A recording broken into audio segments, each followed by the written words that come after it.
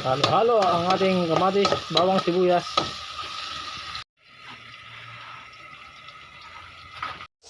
So yun na mga kamarangle, dito tayo ng ginisa sa sa kamatis ang maya-maya. Ito po siya mga kamarangle. Gisa-gisa mo natin po sa hanggang lumambot po yung kamatis.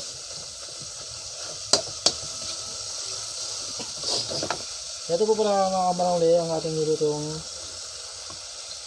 maya-maya. Ito po ito mga kamarangle. Dito na ang ginisa o yung kawali. Medyo matumi. At pinagisa ng sili, baka hindi makain ng mga bata. Okay, yung tubig.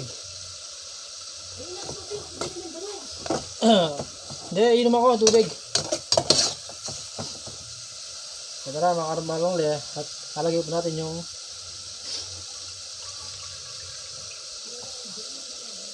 yan na. Try nyo po ito mga kamarangle, masarap po ito.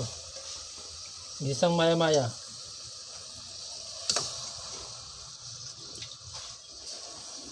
Okay. Oh, sayang. Ito na mga kamarangle. Hinalo-halo.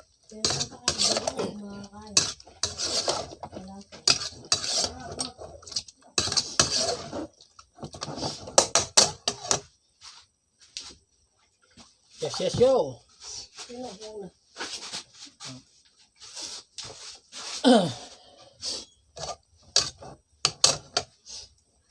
Yung mga kamarangle, kitang-kita naman po kung paano natin gisa yung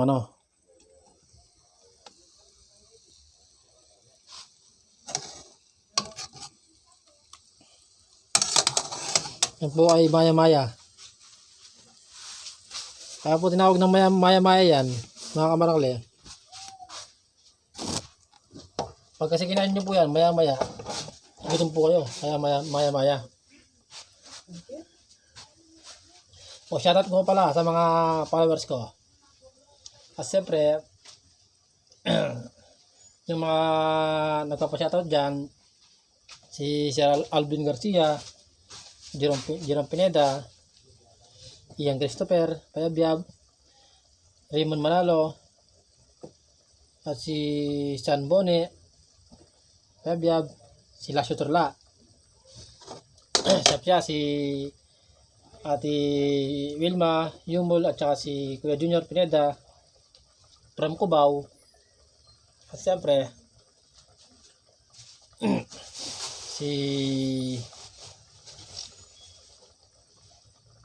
si Raymond, yung Raymond asawa ni Marie. Mag-ingat po kayo lagi.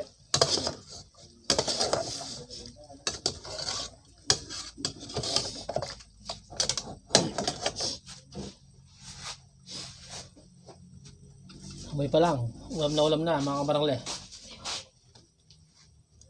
Sige mga kamarangle, pagkakain tayo ito po natin tuloy yung video natin.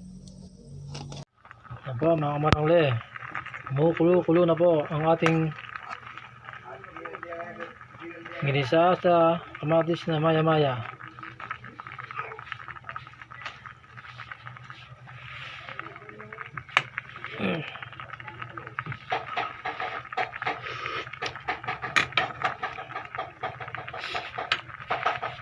So yan mga kamarangle, luto na.